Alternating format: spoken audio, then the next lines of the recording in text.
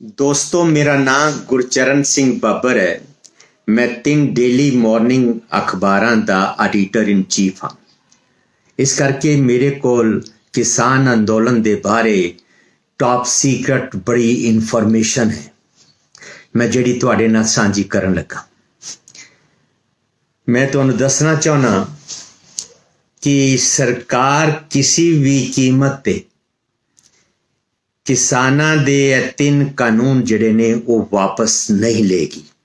एक सरकार ने अंदर ही अंदर एक फैसला कर लिया कि यह कानून वापस नहीं होंगे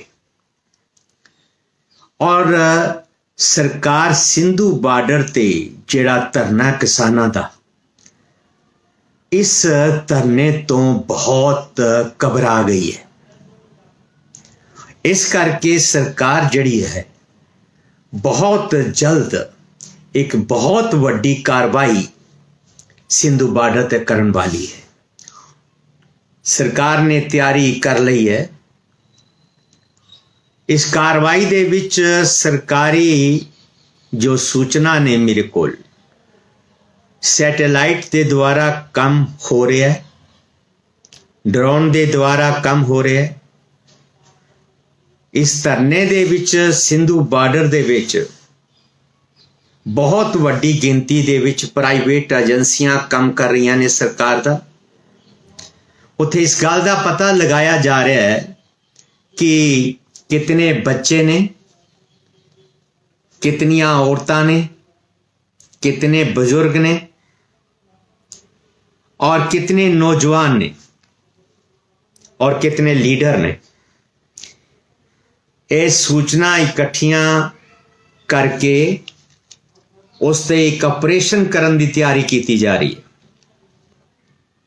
सरकार बहुत जल्द किसी दिन अद्धी रात नूं, ठंडी रात नूं लाइटां बुझा के अंधेरे दे विच वड्डियां टार्चां दे सहारे नाल बहुत वड्डी गिनती दे विच पैरामिलिटरी फोर्स दे मदद नाल हो सकता है। इस दे विच सरकार जिहड़ी है वो BSF CRP दी वड्डी मदद लवे।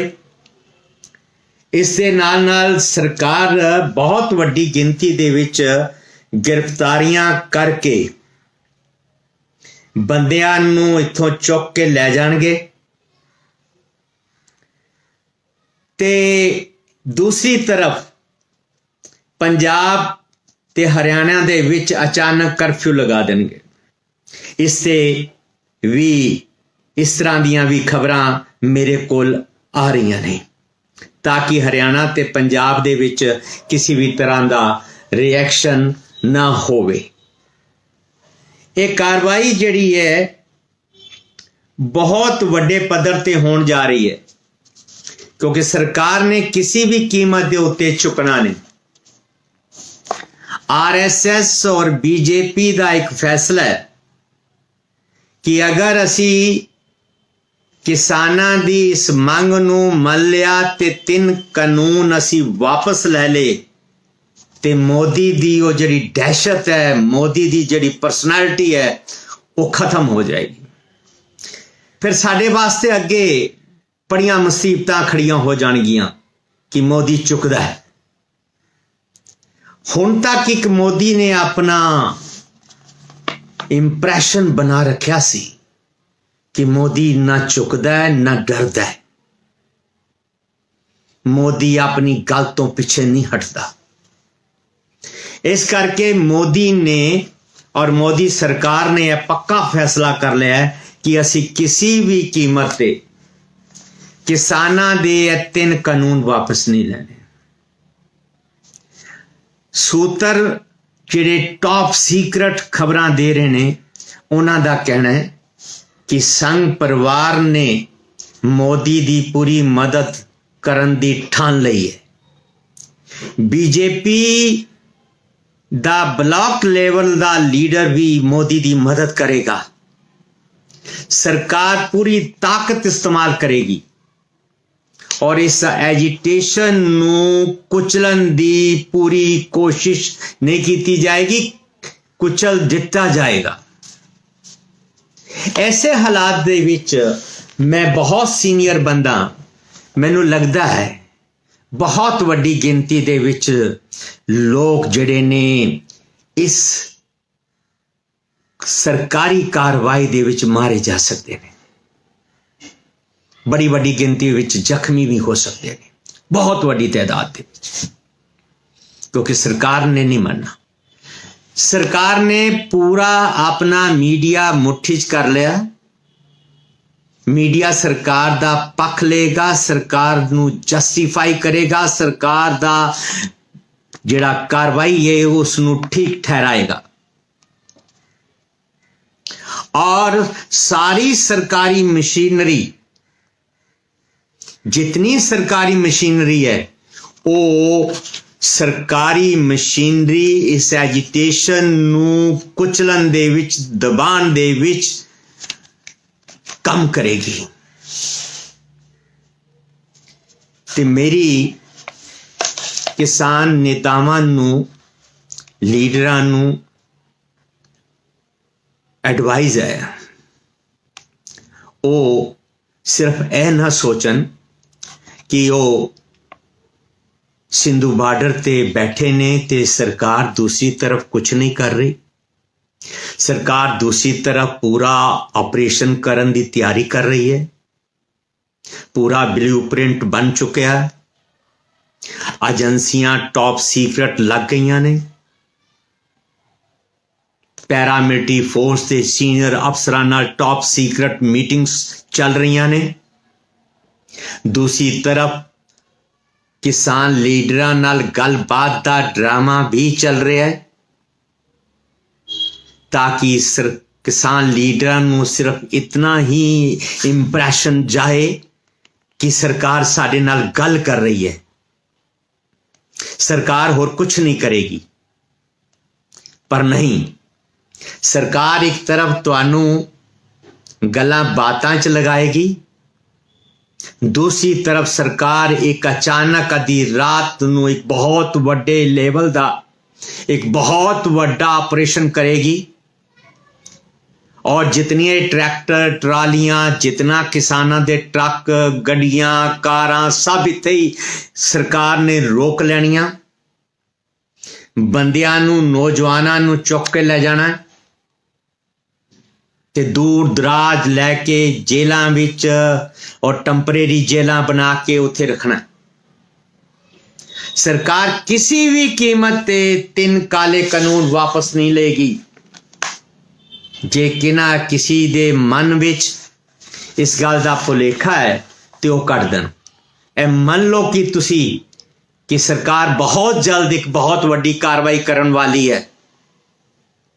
मेरा मकसद सिर्फ और सिर्फ इतना है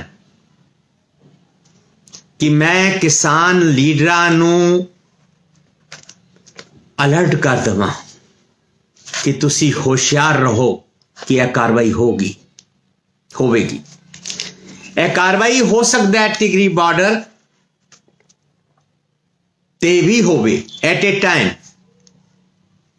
यह भी चांस ने कि गाजीपुर ਦੀ ਤਰਫ ਵੀ ਨਾਲ ਕਰਨ। ਪਰ ਜੋ ਹੁਣ ਤੱਕ ਦੀ ਖਬਰ ਹੈ, ਮੋਦੀ ਸਰਕਾਰ ਸਿਰਫ ਸਿੰਧੂ ਬਾਰਡਰ ਤੋਂ ਘਬਰਾਈ ਹੈ। ਸਰਕਾਰ ਦੀ ਚਿੰਤਾ ਸਿਰਫ ਸਿੰਧੂ ਬਾਰਡਰ ਹੈ। ਸਰਕਾਰ ਸਿੰਧੂ ਬਾਰਡਰ ਤੇ ਬਹੁਤ ਜ਼ਬਰਦਸਤ ਆਪਰੇਸ਼ਨ ਕਰਨ ਦੀ ਤਿਆਰੀ ਵਿੱਚ ਹੈ। ਇਸ ਕਰਕੇ ਕਿਸਾਨ ਲੀਡਰਾਂ ਨੂੰ ਆਪਣੀ ਨੀਤੀ, ਰਣਨੀਤੀ ਦੇ ਉੱਤੇ ਪੂਰੀ ਤਰ੍ਹਾਂ ਵਿਚਾਰ ਕਰ ਲੈਣਾ ਚਾਹੀਦਾ ਹੈ, ਤਾਂ ਕਿ ਕਿਸਾਨਾਂ ਦਾ ਨੁਕਸਾਨ ਨਾ ਹੋਵੇ। ਔਰ ਸਰਕਾਰ ਨੂੰ ਮੈਂ ਐਡਵਾਈਸ ਕਰਾਂਗਾ,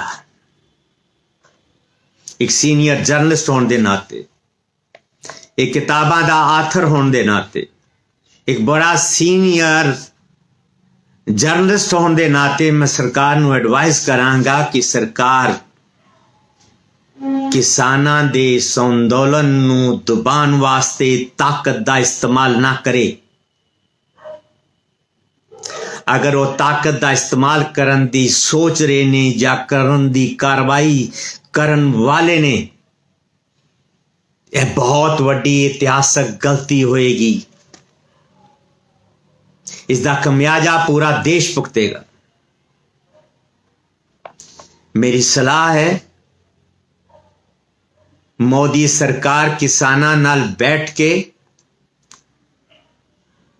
किसानां दियां मंगां मन लहे ते इस अंदोलन नूं खत्म किया जाए, वरना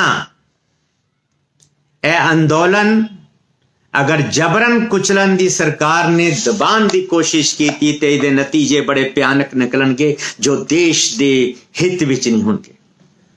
सानू सारिआं नूं अपने देश की चिंता करनी चाहिए। मैं मोदी साहब नूं कहांगा, मोदी सरकार नूं कहांगा, आरएसएस और बीजेपी नूं भी कहांगा कि जिद छोड़ दो। जिद ठीक नहीं। किसानां नूं तुसी डंडा चला के उठाने की कोशिश ना करो। किसानां ते गोलियां चला के उठाने की कोशिश ना करो। आंसू गैस दे गोले छोड़ के पानी दियां बौछारां करके उठाने की कोशिश ना करो, वरना इसका असर किसानां दे पुत्रां ते पहुंचेगा जेड़े देश दी सरहदां ते बैठे ने, जेड़े फौज विच ने, जेड़े पुलिस विच ने, जेड़े BSF विच ने, जेड़े CRP विच ने, जेड़े IAS ने, जेड़े IPS ने, ये सारे रिएक्ट करनगे। इस करके सरकार नूं चाहिए ना वो धमकी दे और ना वो इस अंदोलन नूं दबाण वास्ते ताकत का इस्तेमाल करे। मैं एक बारी फिर अपने किसान वीरां नूं रिक्वेस्ट करांगा कि वो भी अपनी टॉप सीक्रेट रणनीति बनान कि किस तरह मोदी सरकार नाल निबड़ना है, किस तरीके नाल गलबात करनी है, किस तरीके नाल अपने किले नूं मजबूत रखना है। मैं इतने शब्द कह के मैं तुहाडे तो क्षमा दा जाचक हां। वाहिगुरू जी का खालसा, वाहिगुरू जी की फतेह।